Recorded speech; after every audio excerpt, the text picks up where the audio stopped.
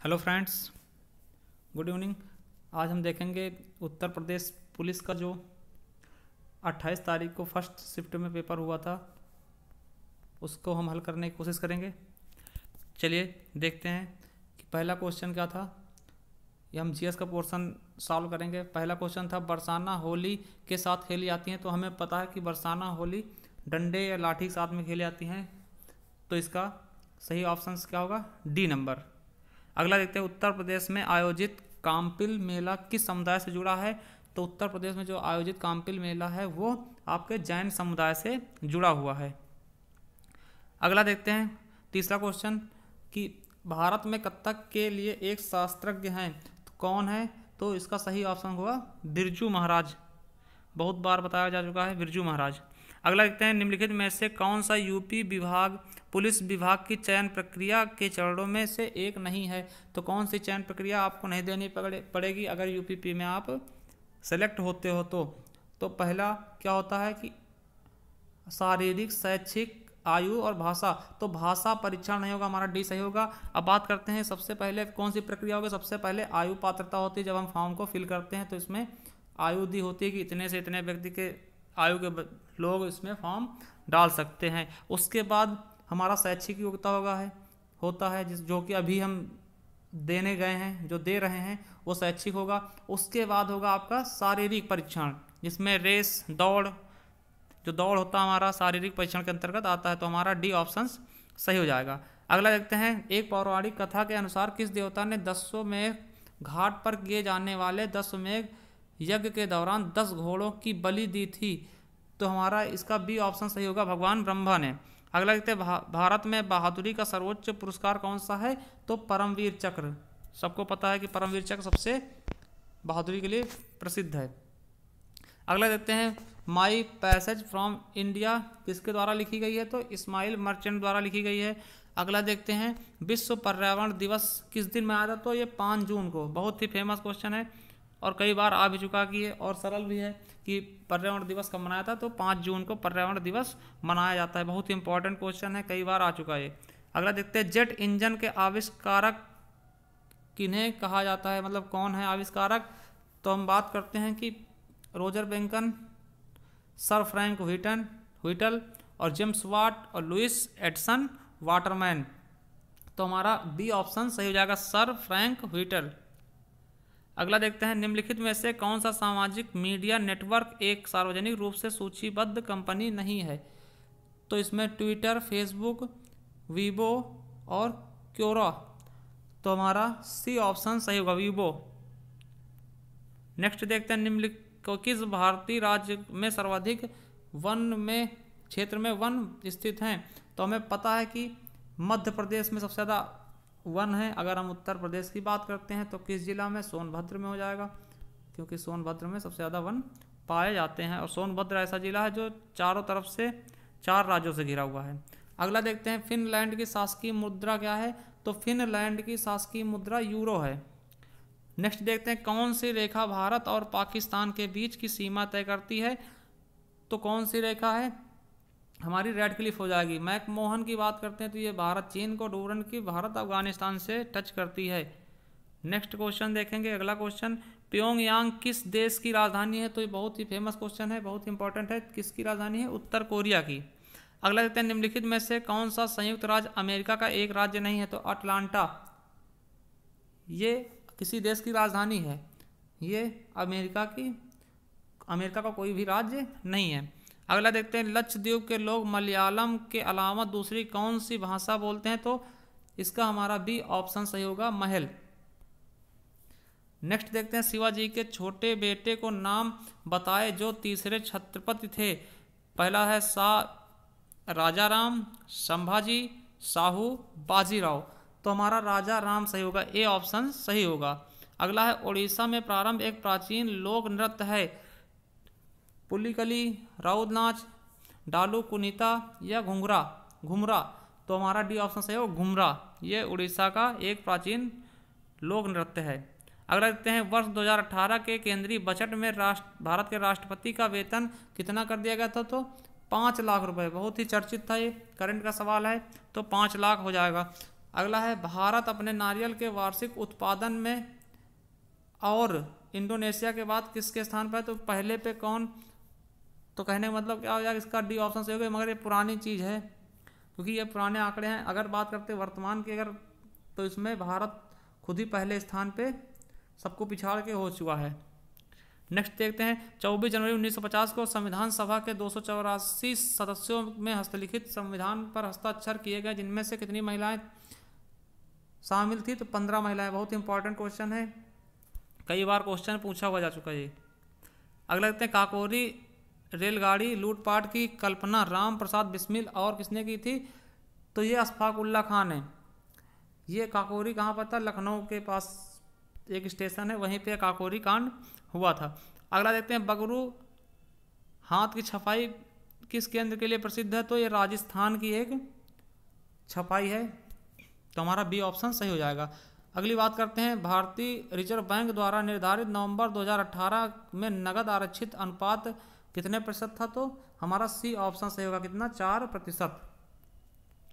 अगला देखते हैं, हवा महल 1799 में महाराजा द्वारा बनवाया गया था, तो किसके द्वारा? सवाई प्रताप सिंह द्वारा बनवाया गया था। अगला देखते हैं, संयुक्त राष्ट्र महासचिव एंटोनियो गुटेरेस किस देश के प्रधानमंत्री थे? तो हमें पता है कि ये पुर्तगाल के प्रधानमंत्री थे। नेक्स्ट देखते हैं, उद्घाटन के बाद लखनऊ के इकाना क्रिकेट स्टेडियम में खेला गया पहला अंतर्राष्ट्रीय क्रिकेट मैच भारत और किसके बीच खेला गया? तो वेस्ट इंडीज के बीच इस पहला मैच का उद्घाटन हुआ था, वेस्ट इंडीज के बीच। और बात करते हैं, इकाना स्टेडियम का नाम चेंज करके अटल बिहारी के नाम पर रखा गया है। तो इकाना स्टेडियम जो कि लखनऊ में पड़ता है, ये यूपी का दूसरा स्टेडियम है। पहला ग्रीन पार्क है जो कानपुर में पड़ता है, और ये यूपी का सबसे बड़ा स्टेडियम है, अंतर्राष्ट्रीय स्टेडियम यूपी का सबसे बड़ा स्टेडियम है जहाँ पे मैच खेला जा चुका है। अगला बात करते हैं, वर्ष 2022 में एशियाई खेल का मेजबानी कौन सा देश करेगा? तो चीन द्वारा किया जाएगा। अगला क्वेश्चन देखते हैं हम, भारत के आर्मी स्टाफ का नाम बताइए जिन्होंने 31 दिसंबर 2016 को पदभार संभाला था। तो कौन है? बिपिन रावत जी, बहुत ही फेमस हैं। अगला देखते हैं, नवंबर 2018 में 33वां आसियान शिखर सम्मेलन कहाँ आयोजित हुआ? तो सिंगापुर में। कहाँ आयोजित हुआ? सिंगापुर में। अगला देखते हैं, मानव शरीर का कौन सा अंग इंसुलिन पैदा करता है? यकृत, अग्न्याशय, तिल्ली, पित्ताशय। तो अग्न्याशय हो जाएगा जो इंसुलिन पैदा करता है। अगला देखते हैं, निम्नलिखित में से कौन सा तत्व एक अधातु है जो कक्षीय तापमान पर द्रव अवस्था में रहता है? तो बात करते हैं, यहाँ हमारा बी ऑप्शन सही होगा, मगर लोगों को पता है कि पारा जो होता है वो द्रव में पाया जाता है, द्रव अवस्था में। मगर यहाँ पे क्वेश्चन क्या बोला? अधातु। तो अधातु नहीं, पारा क्या है? धातु है। अगर हम अधातु की बात करते हैं तो ब्रोमीन हो जाएगा, हमारा बी ऑप्शन सही होगा। अगले निम्नलिखित में से किस तत्व का परमाणु त्रिज्या सबसे छोटा होता? तो क्लोरीन का, हमारा बी ऑप्शन सही हो जाएगा। नेक्स्ट क्वेश्चन देखते हैं, CH3 COO CH2 CH3 किसका सूत्र है? तो हमारा सी ऑप्शन सही होगा, कौन सा? एथेनॉट का। नेक्स्ट देखते हैं, द्रवों का घनत्व नापने के लिए किस उपकरण का प्रयोग किया जाता है? किस उपकरण का प्रयोग किया जाता? तो अगर इसका आंसर आपके पास है तो हमें कमेंट करके आप बता सकते हैं कि द्रव के घनत्व को नापने के लिए किस का उपकरण प्रयोग किया जाता है। ठीक है, नेक्स्ट क्वेश्चन देखते हैं, केंद्रीय विश्वविद्यालय बाबा साहेब भीमराव अंबेडकर विश्वविद्यालय विद्या विहार किस शहर में है? तो आगरा में। अगला देखते हैं, उत्तर प्रदेश पुलिस का मुख्यालय कहाँ है? तो प्रयागराज हो जाएगा, हमारा बी ऑप्शन सही हो जाएगा। अगला देखते हैं, उत्तराखंड किस वर्ष अस्तित्व में आया? तो हमें पता है कि उत्तर प्रदेश के जिलों को काट कर उत्तराखंड बनाया गया था। कब बनाया गया था? 2000 में। ये हमारे जीएस का क्वेश्चन है। अब इसके बाद हम देखते हैं हिंदी कैसी आई थी, तो हिंदी के क्वेश्चन देखेंगे हम। तो शुरू करते हैं। हिंदी क्या है कि सही विकल्प को चयन करें, जो दिए गए पदम कौन सा अलंकार होगा? भिखारिन को देख पट बार बार देता है, तो इसमें हमारा श्लेष अलंकार होगा। कैसे होगा? हम बात करते हैं कि जो पट है, यहाँ पे पट के दो अर्थ निकलेंगे। एक पट का अर्थ होगा कपड़ा और एक पट का अर्थ होगा दरवाजा। तो कहने का मतलब यह है कि भिखारी जब आता है तो उसे देखकर कुछ लोग होते हैं जो कपड़ा देते हैं, कुछ लोग होते हैं दरवाज़ा बंद कर लेते हैं। तो यहाँ पे पटकार्थ दो बार दो चीज़ें हो जाएंगी, तो यहाँ पे कौन सा ऑप्शन सही होगा? श्लेष अलंकार। नेक्स्ट देखते हैं, सबने उसे बुरा कहा लेकिन वह अच्छा बना। तो यहाँ पे किसी चीज़ जोड़ा गया है, लेकिन के सहारे किसी चीज़ को जोड़ा गया है, तो यहाँ पे क्या समुच्चय बोधक अव्यय, सी ऑप्शन सही होगा। अगला देखते हैं, निम्नलिखित प्रश्नों में चार कौन सा शुद्ध वाक्य के रूप में सबसे अच्छा विकल्प क्या होगा? विद्यालय में बाएं बड़ा सा मैदान है। तो हम देखते हैं कि शायद बड़ा के साथ में सा का प्रयोग नहीं होता है। तो इस तरह से अगर हम देखते हैं तो हमारा केवल एक ही ऑप्शन बचता है, ए नंबर, कि विद्यालय के बाएं बड़ा मैदान है। अगर आपको इसमें कोई डाउट है तो हमें कमेंट करके बता सकते हैं। तो हमारे हिसाब से ए ऑप्शन सही होगा। नेक्स्ट क्वेश्चन देखते हैं कि जहाँ छंद के सभी चरण समान होते हैं उसे क्या कहते हैं? तो हमें पता है कि जहाँ सभी चरण समान होंगे उसे हम सम्मात्रिक कहेंगे। ठीक है, जहाँ पे एक मतलब कि विषम सम समान होते, सम सम विषम विषम समान होते, उसे हम अर्ध सम्मात्रिक कहते हैं। तो इस तरह से देख लेंगे हम। नेक्स्ट क्वेश्चन की तरफ बढ़ते हैं। अगला है, घाट घाट का पानी पीना, इसका मतलब क्या होगा? बहुत अनुभवी होना। अगला देखते हैं कि जहाँ किसी हानि के कारण शोक भाव उपस्थित होता है तो किस भाव की है? तो हम शोक किसका है स्थायी भाव? तो करुण रस का शोक होगा, डी ऑप्शन सही हो जाएगा हमारा। अगला देखते हैं, राधा स्कूटी चला रही है, इसका भाव वाच्य में परिवर्तित करना है। तो राधा स्कूटी चला रही है, तो राधा से स्कूटी चलाई जाती है, राधा से स्कूटी चलाई जाती है। इसमें थोड़ा कन्फ्यूजन सा हो रहा है क्योंकि भाववाच्य जो है ज़्यादातर नकारात्मक होते हैं। तो आप देख लेना कि इसमें कौन सा सही हो सकता है। अगर आपको पता है तो इसमें हमें कमेंट करके बता सकते हैं। वैसे ए ऑप्शंस हो जाना चाहिए, राधा से स्कूटी चलाई जाती है, ये तो नहीं होगा। चलिए हमें कमेंट करके बता सकते हैं आप। अगला देखते हैं, निम्नलिखित में से कौन सा उदाहरण विकल्प का होगा? तो पद्मश्री श्री सोना चेना, ये हमारा हमें पता कि ये क्या है? उदाहरण है, मगर इधर भी लगना चाहिए था उदाहरण, फिर भी ये ए ऑप्शन हमारा सही हो जाएगा। माँ ने कहा बेटा सदा उन्नत करो, तो ये हमारा किसका योजक चिन्ह है। और वाह कितना मजा आ रहा था, ये हमारा क्या हो जाएगा? विस्मादि बोधक। हमें बताया भी था कि ये क्या है? विस्मयादि बोधक का चिन्ह है। और ये क्या है? प्रश्नवाचक का चिन्ह होगा। और ये है हमारा योजक चिन्ह। तो हमारा पहला ऑप्शन सही होगा। अगला देखते चक्रधर मतलब क्या? चक्र है धर में जिसके चक्र है, अधर में जिसके चक्र धारण किया है जिसने। तो हमारा सी ऑप्शन सही हो जाएगा, चक्र धारण किया है जिसने। अर्थात विष्णु जी अगर बात करते समास कौन सा है तो बहुब्रीहि समास हो जाता।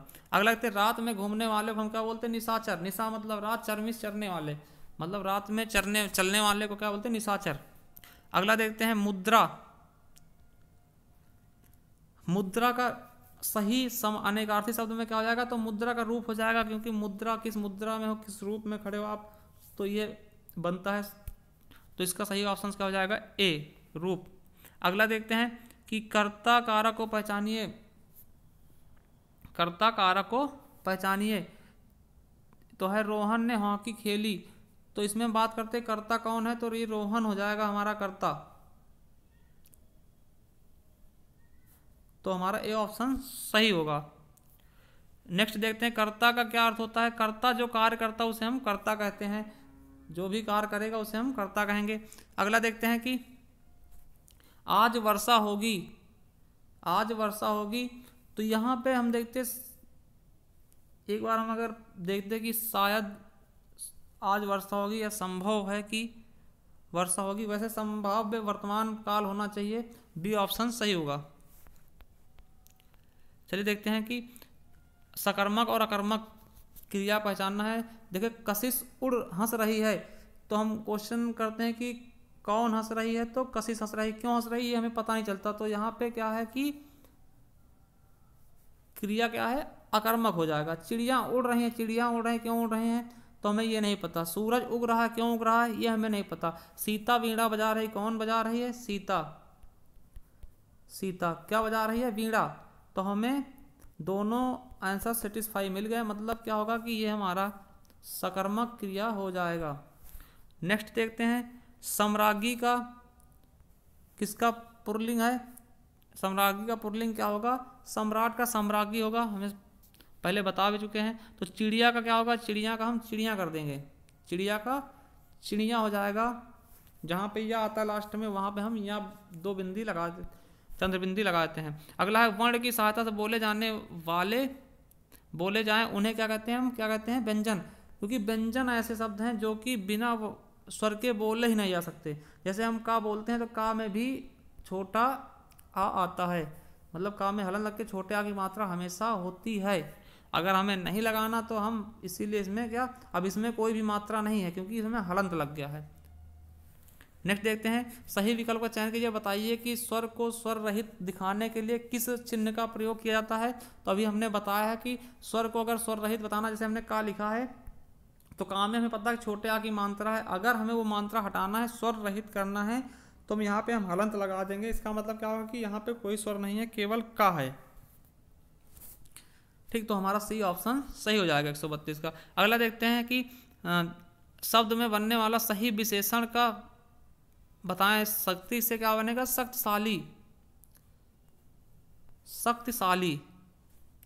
नेक्स्ट क्वेश्चन देखते हैं हम, कोई आपसे मिलने आया है, तो यहाँ पे कोई का ऐसा सर्वनाम है, तो कोई मतलब कोई निश्चित नहीं है, कौन आया, कोई आया, किस लिए आया, ये हमें पता नहीं है। तो यहाँ पे क्या हो जाएगा आपका? अनिश्चयवाचक सर्वनाम।